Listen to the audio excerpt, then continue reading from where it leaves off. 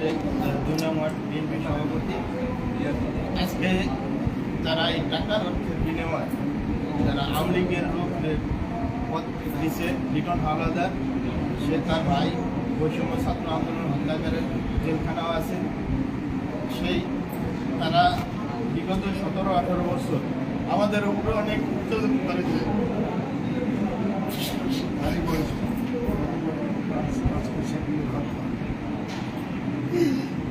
এমনকি আমি 2012 সালে আমি বাড়িতে বাড়ি ওটা ধরছি, তার লোকদের দিয়ে আমার মাল চাবানি সব ফেরাল হয়ে গেছে। এখানে 20 লক্ষ টাকার মাল ছিল। আমি নিজে সিঙ্গাপুর করতাম, ওদের কারণে দেশে আসতে পারতাম না।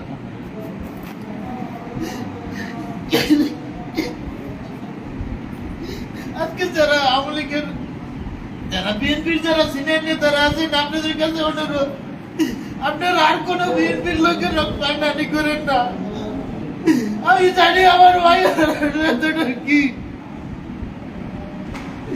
আমি এই খুনিদের ভাই চাই। এই যে আমি প্রতিনিয়ত আমি আতঙ্কে আছি, ওরা আমারও মারার জন্য অনেক হুমকি দেয় মানুষের কাছে, আমারও মাইরা বেলাইবে। আক্তার আলাদার জেলা আছে, সে জেলা থেকেও আমাদের হুমকি দেয়। তার 400 ক্যাডার বাহিনী আছে মাদারীপুর শহরে, সে প্রতিনিয়ত এই কথা বলে সবাই, সে আমাদের হুমকি দেয়। তাই আজকে যারা আক্তার আলাদার সহ যারা এই খুনের সাথে জড়িত, আমি সবার ফাঁসি চাই এবং নির্দিষ্ট শাস্তি চাই। পুলিশের কাছে আমার আকুল আবেদন, আরো দ্রুত যারা আসামি আছে, জাহাঙ্গীর, আলমগীর, ওমর, টিটু, লিটন, আজগর হাওলাদার, সেলিম মুন্সি সহ যারা আছে সবার গ্রেপ্তার, দ্রুত গ্রেপ্তার আমি দাবি জানাই। আমি সাংবাদিকের কাছে বলি, আমি যদি জানি কোন বিএনপির লোক এটার সাথে জড়িত আছে, আমি তার বাসার সামনে যে আমি নিজে আত্মহত্যা করবো। এই বিএনপির জন্য আমরা যতটুকু করেছি, আমার মনে হয় মাদারীপুরের কোন লোক এই কাজ করে নাই। আমি নিজে বেতন না পাই না, বলছি বিএনপির আজকে একটা মিটিং আছে, আমি বেতন পাই না, আমি হঠাৎ করে টাকা পাঠাইছি। আজকে একটু পেশা কথা বলি না, আপনারা মাদারীপুর শহরে সবারই জানাই দেখতে পারেন। আজকে সেই বিএনপি আমার ভাইলা শুভ আর দিল, আমি আমার ভাইলা শুভ আর পাইলাম, তারা নির্মম ভাবে হত্যা করছে।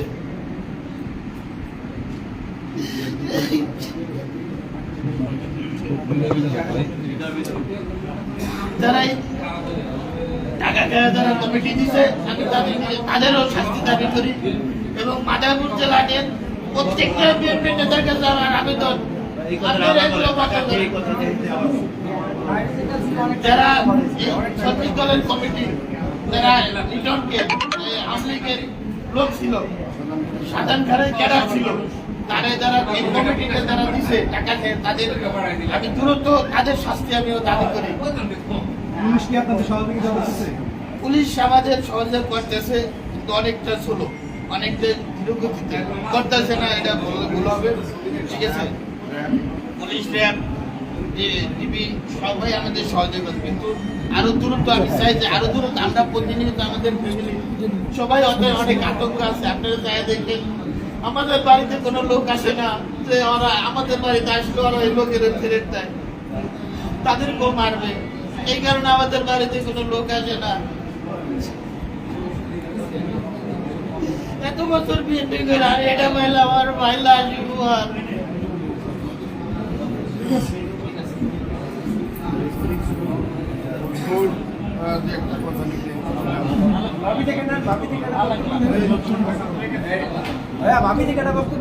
আপনি অল্প কথায় যতটুকু পারেন আপনি তার নাম আসলে কি বলেন? আপনি কিছু বলবেন? আপনার নাম কি বলেন? হ্যাঁ, যা আসলে তাই বলেন। আপনি কিছু বলেন? আমি স্বামী হারা হয়েছে, আমার সন্তান এতিম হয়েছে। আমি চাই না দুনিয়ায় কোনো নারী স্বামী হারা হোক আর কোনো সন্তান এতিম হোক। আজকের আওয়ামী লীগের লোক, বিএনপিরও কিছু লোক মিলে আমার স্বামীকে যারা হত্যা করেছে, তাদের আমি ফাঁসির দাবি করি। আর জনাব তারেক রহমান আল্লাহ যদি সহায় থাকে, যদি ক্ষমতায় আসে, তার কাছে আমার একটাই দাবি, তারা সে জানি কোনো সন্তান জানি এতিম হয় না, কোনো স্ত্রী জানি বিধবা হয় না, কোনো মা জানি সন্তান হারা হয় না, এরকম একটা সুষ্ঠু একটা সমাধান জানি তারেক রহমান দেয়। আমার একটাই দাবি, আর যারা এর সঙ্গে জড়িত আছে যে বা যারা, তাদের আমি ফাঁসি চাই। আপনাদের কোনো হুমকি দিচ্ছে? আমাদের তো হুমকি দেয়, আমাদের বাড়ি কেউ আসে না, সারাদিন শুধু আমরা এখানে ওইখানে করে বেড়াই, আমাদের বাড়ি কোনো মানুষ আসে না, আমাদের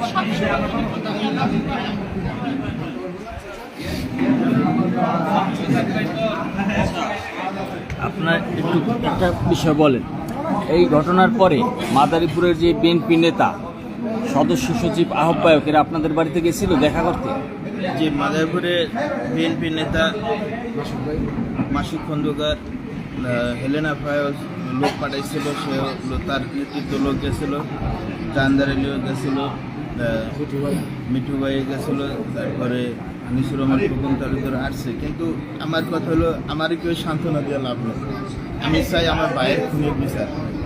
আমি আমার যত বড় এবং স্বয়ং তারেক জিয়া যদি আইসো আমার সান্ত্বনা, আমি সান্ত্বনা মানব না। আমি চাই আমার ভাইয়ের খুনের বিচার, কারণ আমরা রক্তের, আমি বিএনপি এমনভাবে করছি তা আমাদের প্রত্যেকটা ফ্যামিলিতে অ্যাক্টিভ হয়ে গেছে, আমাদের রক্তের সাথে মিশে গেছে। আমাদের সান্ত্বনা দিয়ে কোনো লাভ নেই, যেত নেতাই আসুক। আমি চাই আমার ভাইয়ের খুনি যারা যারা খুন করছে তাদের ফাঁসি। যেদিন আমি ভাইয়ের খুনের ফাঁসি দেখতে পারবো সেদিন আমার মনে শান্তি হবে। এছাড়া যে কোনো নেতাই আসুক আমার মন শান্তি হবে। আচ্ছা, এমনিতে এই আপনার ভাইয়ের বিচারের অথবা মামলার অগ্রসরে এই সব বিএনপি নেতারা কোনো সহযোগিতা করতেছে আপনাদের বর্তমানে? না, বর্তমানে তেমন আমি সহযোগিতা পাচ্ছি না, ঠিক আছে। ওইভাবে কোনো অগ্রগতি আমি দেখতেছি যে যেখানে একজন রানিং শ্রমিক দলের সভাপতি থানা, তার মৃত্যুর যেই আরও অগ্রগতি ছিল, কিন্তু সেই অগ্রগতি হয় না, সেটা হয় না, অনেকটাই ধীরগতিতে চলতেছে, অনেকটাই। আমার থেকে আমার মনে হয় যে মাদারীপুর শহরে যদি 5 জন লোক একসময় 5ই আগস্টের আগে যদি কোনো মিটিং মিছিল করছে, 5 জনের মধ্যে একজন আমার ছোটো ভাই ছিল, শাকিল ছিল, ঠিক আছে। এবং আর্থিকভাবে যা করছি এটা বলা বাহুল্য, এটা বাহুল্য। সেই ক্ষেত্রে আমি যেই আসুক, আমার একটাই কথা, আমার ভাইয়ের খুনের বিচার আমি পাবো, সেদিন আমার মন শান্তি হবে, এর আগে কোনো শান্তি হবে না।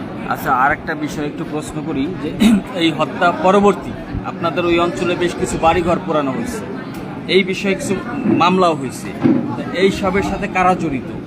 এটা হলো ওরা দীর্ঘ টাইম এই মাদারীপুর শহরে ত্রাস সৃষ্টি করছে, তাই সেই ক্ষেত্রে ওদের সাথে যারা চলছে তাদেরও অনেক সময় ওরা হেনস্থা করছে। হেনস্থা করার কারণে অনেক পোলাপানে হাত কেটে ফেলাইছে, পা কেটে ফেলাইছে আক্তার আলাদারের নেতৃত্বে। জাহাঙ্গীর, আলামিন, আলমগীর, ওমর, টিটু, লিটন এবং আজগর আলাদার, এটার মূল পরিকল্পনা আজগর আলাদার নেতৃত্ব দেয়। আজগর আলাদার হলো ওদের চাচা। সেখানে ওদের একটা গ্রুপ আছে, ওই গ্রুপটার ওরা এতদিন ওই লোকগুলা কিছু বলতে পারেনি, না বলতে কারণে এখন তারা একটা তৃতীয় পক্ষ একটা সুযোগ নিতেছে, আমরাও জানি না। রাত্রে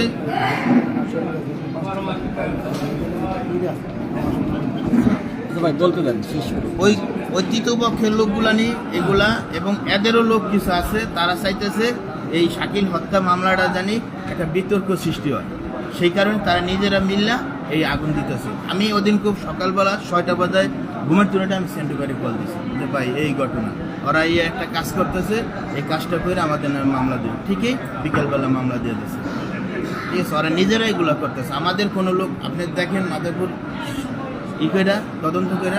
আমি রানিং 2 নং ওয়ার্ড বিএনপি সভাপতি, কিন্তু আজও পর্যন্ত কেউ একটা উচ্চস্বরে কথা বলিনি। আমার ছোট ভাই কারো উচ্চস্বরে একটা কথা বলে না। আমরা কিসের জন্য আমি একজনের ঘরে আগুন দিতে যাব?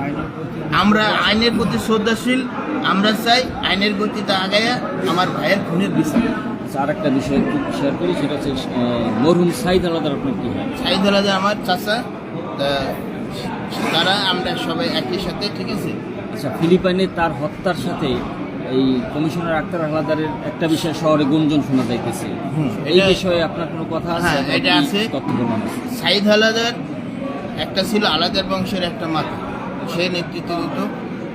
সে আক্তার হালাদারের অত্যাচারে সে এই দেশ ছেড়ে চলে গেছে, সে দেশ ছেড়ে চলে যায়, সে রক্ষা পায় নাই।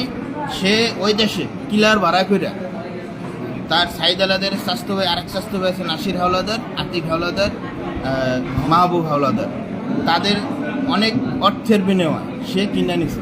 আক্তার হাওলাদার কিনে নেওয়ার পরে ওই নাসির হাওলাদারের দিয়ে কিলার ভাড়া করে সাইদ আলাদের ওই দেশে শুট করে মারে ফেলেছে। এটা পুরো মাস্টার মাইন্ড আক্তার হাওলাদার, টোটালটাই হ্যার মাস্টার মাইন্ড, সে এই কাজ করছে। এটার কোনো মামলা তো আর আমরা এটা নিয়ে অনেকবার থানায় যাওয়া হয়েছে এবং আমরা এটা প্রসেসিং আছে।